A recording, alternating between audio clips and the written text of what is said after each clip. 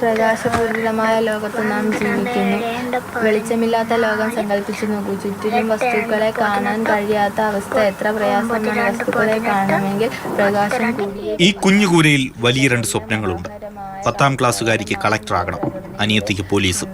പക്ഷെ പേടിയില്ലാതെ മനസ്സമാധാനത്തോടെ ഇവർക്ക് ഇവിടെ ഇരുന്ന് പഠിക്കാൻ പോലും ആകില്ല. ഭക്ഷണം ഉണ്ടാക്കി വെച്ചാൽ അതും നായയോ കോഴിയോ കൊണ്ടുപോകും.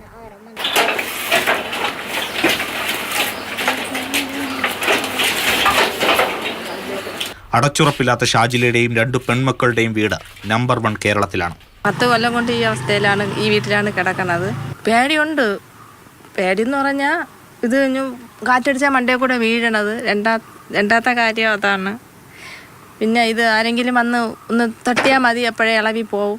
ഒരു മീമാച്ച കറി വെച്ച് ചോറൊക്കെ വെച്ചിട്ട് വല്ലൂർ സ്കൂളിൽ പോയിട്ട് വന്നപ്പം പട്ടി കയറി കറച്ചട്ടിയുടെ തലയിട്ട് പട്ടി എല്ലാം പറക്കി തിന്ന് ചോറെല്ലാം തുറന്നിട്ട് പട്ടി കയറി രാത്രി ചോറ് ബാക്കി വരണ ചോറ് വെച്ചിരിക്കുന്നതിന് വന്നെടുത്ത് തിന്നുകൊണ്ട് പോകണം. പിന്നെ പിള്ളേർക്ക് എന്തെങ്കിലും വാങ്ങിച്ചുകൊണ്ട് ഒരു കവറിലിവിടെ അത് കെട്ടി തൂക്കിയിട്ടിരുന്നേ അതിനെയും പട്ടി കഴിഞ്ഞ ദിവസം എടുത്ത് കവറിൽ നിന്ന് തറയെ തള്ളിയിട്ട് വലിച്ച് തിന്നുകൊണ്ട് പോയി. സാമ്പത്തികമായിട്ടും ബുദ്ധിമുട്ട് തന്നെ കേട്ടോ. അങ്ങനെയൊക്കെ റേഷൻ കടയിൽ നിന്ന് അരി കിട്ടണമുണ്ട്, കഞ്ഞി വെച്ച് കുടിക്കണം, പട്ടിണി ഇല്ലാതെ പോണ്.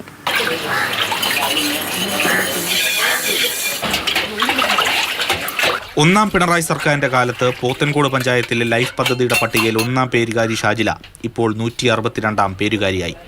രാഷ്ട്രീയ സ്വാധീനം മുതലെടുത്ത് പലരും പട്ടികയിൽ കയറിക്കൂടി. ഈ ദുരിതം ആരും കണ്ടില്ല. ലൈഫിൽ 10 വർഷം കൊണ്ട് ഇങ്ങനെ അപേക്ഷ കൊടുക്കുക തന്നെ. പേരുണ്ട് നിങ്ങൾക്ക് വീടുണ്ട് ഉണ്ടെന്ന് പറയണതേ ഉള്ളൂ. നമുക്കിത് സാങ്ഷൻ ആവണില്ല. വീടുണ്ട്, പേരുണ്ടെന്ന് പറയണം. അത് ഞാൻ പിന്നെ ഇതിങ്ങനെ പൊളിഞ്ഞ് ഈ സൈഡ് ഇളവിയോണ്ട് ഞാൻ ഫോട്ടോ എടുത്ത് പഞ്ചായത്തിൽ കൊണ്ട് കൊടുത്ത്, പഞ്ചായത്തിൽ അവർ വിളിക്കാമെന്ന് പറഞ്ഞ് നമ്പർ വാങ്ങിച്ച് അത് ഫാം എഴുതി കൊണ്ട് കൊടുത്ത ഫാറം അവർ നോക്കിയാൽ എന്തോ അത് അറിഞ്ഞുകൂടാ. വിളിക്കാമെന്ന് പറഞ്ഞ് നമ്പർ എഴുതി വാങ്ങിച്ച് പിന്നെ ഇതുവരെയും വിളിച്ചില്ല. അതിനുശേഷം അവരിവിടെ വന്ന് നോക്കിയതുമില്ല. എല്ലാ പ്രതീക്ഷയും പോയി, കിട്ടുമെന്നുള്ള പ്രതീക്ഷ പോയി. കാറ്റടിച്ചാൽ വീഴും, അതേ ഉള്ളു. ഇപ്പോൾ എവിടത്തെങ്കിലും തൂണിളക്കി കൊടുത്താൽ മൊത്തം ഇങ്ങനെ ഉണ്ടങ്ങ് ചാഞ്ഞിരിക്കുകയാണ്. എപ്പോഴും വീഴാം സാധ്യത ഉണ്ട്.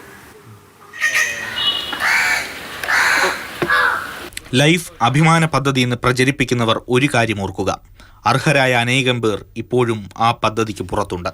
ശക്തമായ ഒരു കാറ്റടിച്ചാൽ, ഒരു മഴ പെയ്താൽ ഈ കാണുന്ന കൂര നിലം പൊത്തും.